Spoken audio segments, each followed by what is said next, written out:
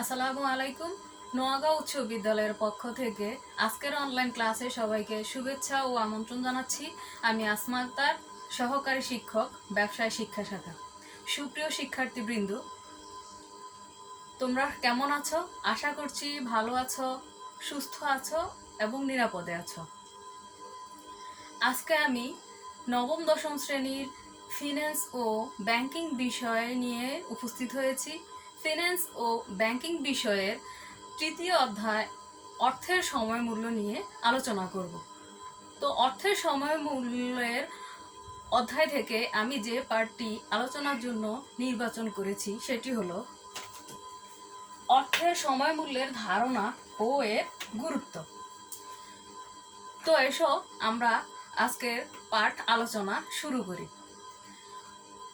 প্রথমে অর্থের সময় মূল্যের ধারণা। অর্থের সময় মূল্য কি? সময়ের সাথে সাথে অর্থের মূল্যের পরিবর্তনটি হচ্ছে অর্থের সময় মূল্য।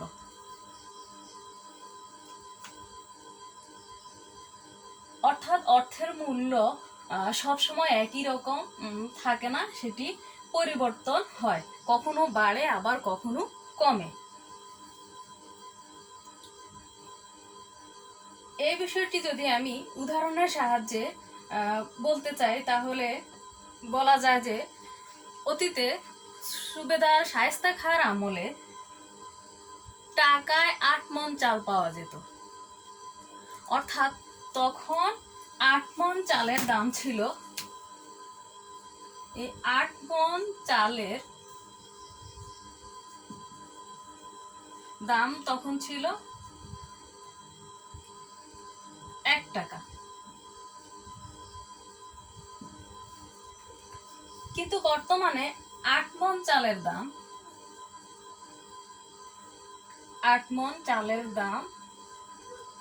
16,000 টাকা। তাহলে তোমরা দেখতেই পাচ্ছ অতীতে মূল্য ছিল 1 টাকা আর বর্তমানে পরিবর্তিত হয়ে 16,000 টাকা। তাহলে এই উদাহরণটি থেকে আমরা বুঝতে পারি যে অর্থের মূল্য স্থিতিশীল থাকে না, সময়ের সাথে সাথেই অর্থের মূল্য পরিবর্তন হয়, সেটা কখনো বৃদ্ধি পায় আবার কখনো বা হ্রাস পায়। ফিন্যান্সের দৃষ্টিতে সময়ের সাথে সাথে অর্থের মূল্যের এই পরিবর্তনের মূল কারণ হলো সুদের হার। ধরা যাক সুদের হার 10%। তো তুমি যদি 10% সুদে সোনালী ব্যাংকে 100 টাকা জমা রাখো, তাহলে আগামী বছর এই 100 টাকা বেড়ে হবে 110 টাকা। এটি হলো, এই 100 টাকা হলো বর্তমান মূল্য, যা পরবর্তীতে পরিবর্তিত হয়ে দাঁড়িয়েছে 110 টাকা, যেটিকে বলা হচ্ছে ভবিষ্যৎ মূল্য। সুতরাং কি দাঁড়ালো? এখনকার 100 টাকা আগামী বছরের 110 টাকার অর্থের সমান মূল্য বহন করে। অর্থাৎ আজকের দিনের 100 টাকা একটি নির্দিষ্ট সময় পর বৃদ্ধি বা হ্রাস পায়।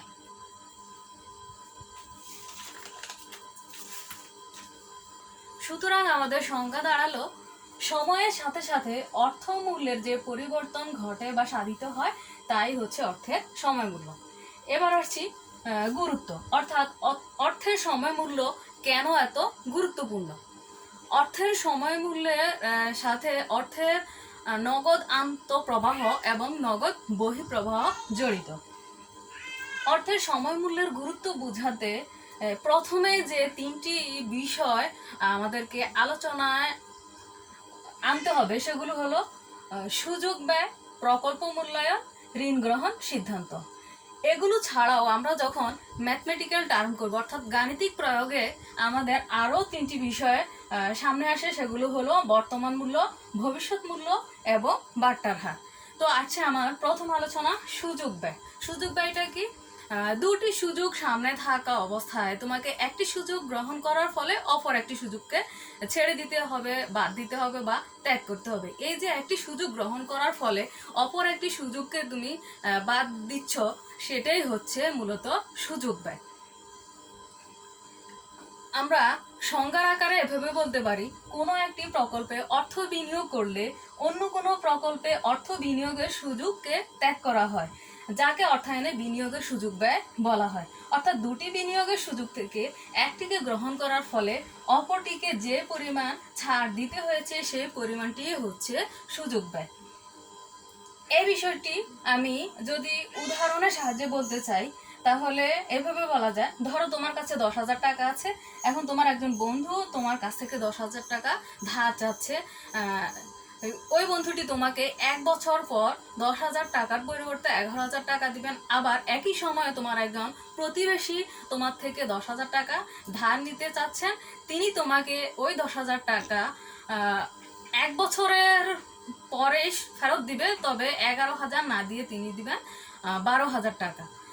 তো অবশ্যই তুমি এখানে দ্বিতীয় সুযোগটি গ্রহণ করবে, এবং এই দ্বিতীয় সুযোগটি গ্রহণ করার ফলে তোমাকে প্রথম সুযোগটি ত্যাগ করতে হয়েছে। এটি হচ্ছে সুযোগ ব্যয়। হ্যাঁ, তুমি এখানে সিদ্ধান্ত গ্রহণের ক্ষেত্রে চিন্তা করবে যে কোনটিতে বিনিয়োগ করলে তুমি সর্বাধিক লাভবান হবে, অর্থাৎ কোন বিনিয়োগ থেকে তুমি সর্বোচ্চ মুনাফা অর্জন করতে পারবে। এই সিদ্ধান্ত নিতে গেলে কিন্তু একটি সহজ নিয়ম আছে, যেটি সর্বাধিক প্রচলিত, সেটি হচ্ছে রুল 72 বা রুল 72 নামে পরিচিত।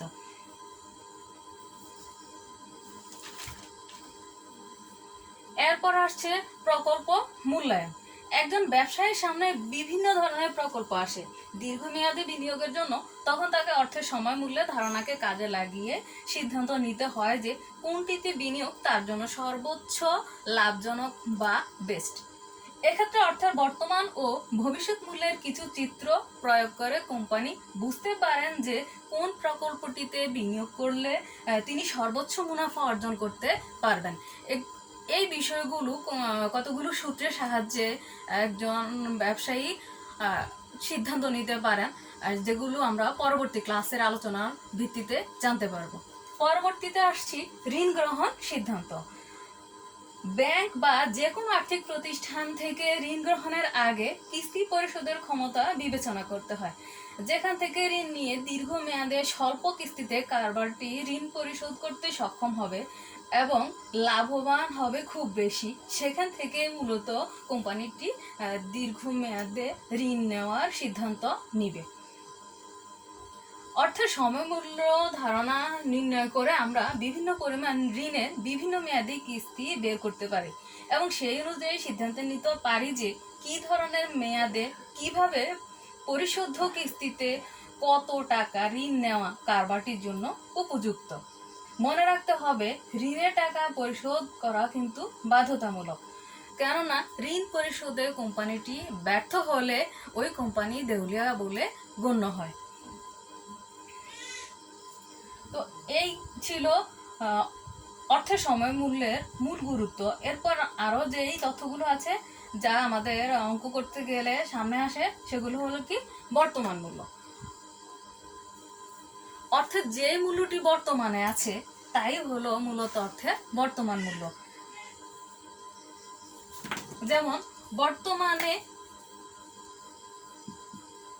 বর্তমানে আছে 100 টাকা, এটি তুমি বিনিয়োগ করার পর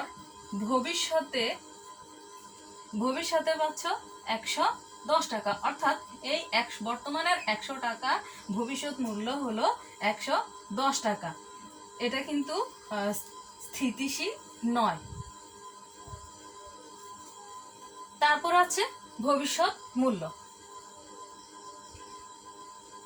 বর্তমানে অর্থের যে মানটি ভবিষ্যতে আরো বৃদ্ধি পাচ্ছে তাকেই বলা হয় অর্থের ভবিষ্যৎ মূল্য। অর্থাৎ আমরা বর্তমান মূল্য থেকেই কিন্তু ভবিষ্যৎ মূল্যটা অনুমান করে নিতে পারি।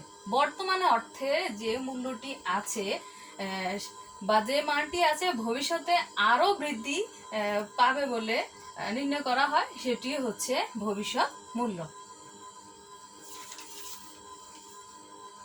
বাট্টার হার।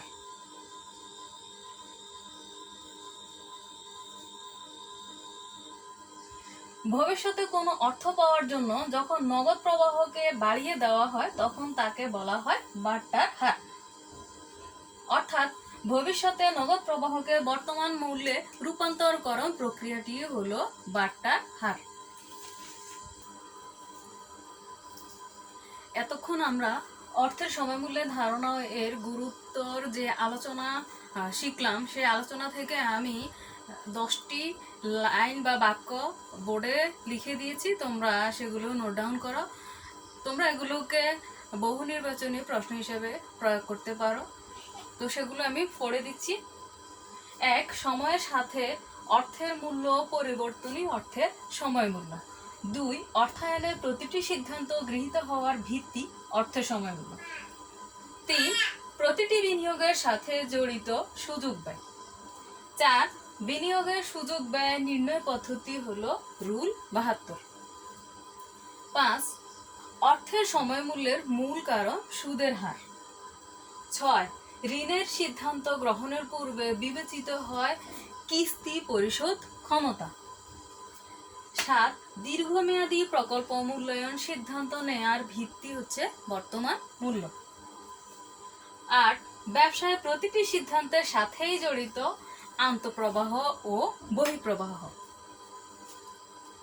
9. বর্তমান মূল্য নির্ধারণের জন্য ব্যবহার করা হয় বাট্টাকরণ পদ্ধতি। একইভাবে 10. ভবিষ্যৎ নগদ প্রবাহকে বর্তমান মূল্যে রূপান্তর করতে প্রয়োজন বাট্টার হার। তো শিক্ষার্থীবৃন্দ, এই ছিল আমার আজকের অর্থের সময়মূল্যের ধারণা ও গুরুত্বের বিস্তারিত আলোচনা। তো এসো আমরা এবার আমাদের বাড়ির কাজ জেনে নেই। অর্থের সময়মূল্য কেন এত গুরুত্বপূর্ণ তা 10টি বাক্যে লেখা এবং শিখা। জেনে নিলাম আমাদের বাড়ির কাজ। এতক্ষণ আমার সাথে আমার ক্লাসে মনোযোগের সাথে অংশগ্রহণ করার জন্য তোমাদের সবাইকে ধন্যবাদ জানাচ্ছি।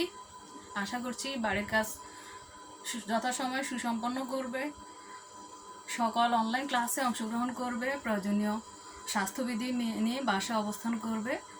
ধন্যবাদ আবারও সবাইকে।